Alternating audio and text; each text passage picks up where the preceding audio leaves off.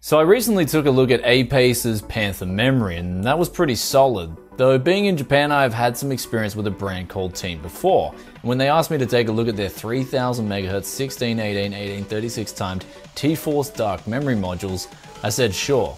I mean, who in their right mind could pass up some free batarangs?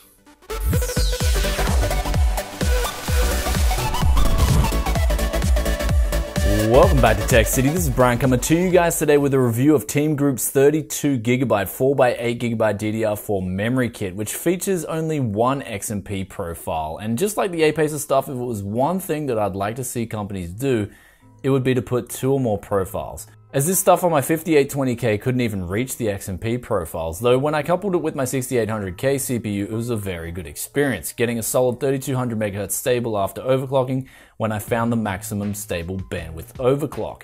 Though as viewers pointed out with the Panther memory review, it's not always about the maximum speeds. And I completely agree. Having not overclocked memory for quite a while, I thought it was time I would polish up my skills and put this memory to the test. And after dropping the timings and the speeds, I found that the Team Dark memory hit a sweet spot at 2600 MHz with timings of 13, 14, 14, 31, with a command rate of 1. Which if DDR4 memory can hit this, then it generally means that they have used more than the minimum standard of layers of PCB when creating their modules. That is, it is better than your run-of-the-mill stuff. This particular blend of stick also features a grey and black blended heatsink that kind of looks like somebody's favourite weapon. Clearly Bruce Wayne's memory of choice. Though on a serious note, this stuff ran really well at the rated XMP speeds. And also the overclock ran really well too, and I even decided to stress test the memory for over an hour to ensure the temps weren't creeping up. And in a 28-degree environment, the modules were getting barely warm. As for overclocking, I could boot at 3.3 and even 4.4 GHz, though the 2 modules started dropping out. And on my lower overclock with tighter timings at 12, 13, 13, 28, it started dropping out and only 1 memory module remained. And this was most likely due to the CPU memory controller not being able to handle the additional clock speeds at the higher clocks, though at the lower clocks it was most likely the memory itself. Also, this memory, although produced by Team, actually features DDR banks from Micron. Though with all that aside, the TeamGroup memory is solid, the build quality is good, and there really isn't a lot else to this stuff. Overall, a solid choice.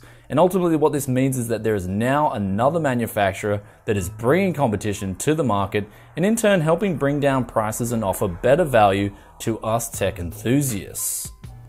Now, what about pricing and availability? Well, I could actually only find this stuff currently for sale on Newegg, where it's 16GB for $75. That's 2x8GB sticks. Though that was for the red and black stuff. The grey stuff that I have here surprisingly is an extra $25. So I don't exactly know what's going on there. But for $75 for 16GB of this stuff, it is pretty damn good value for money.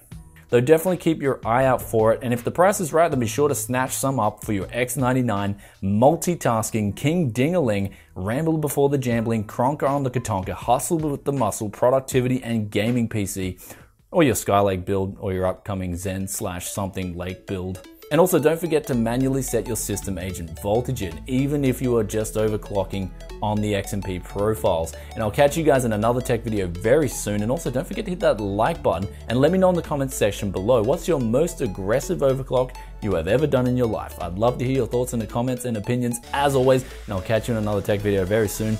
Peace out for now. Bye.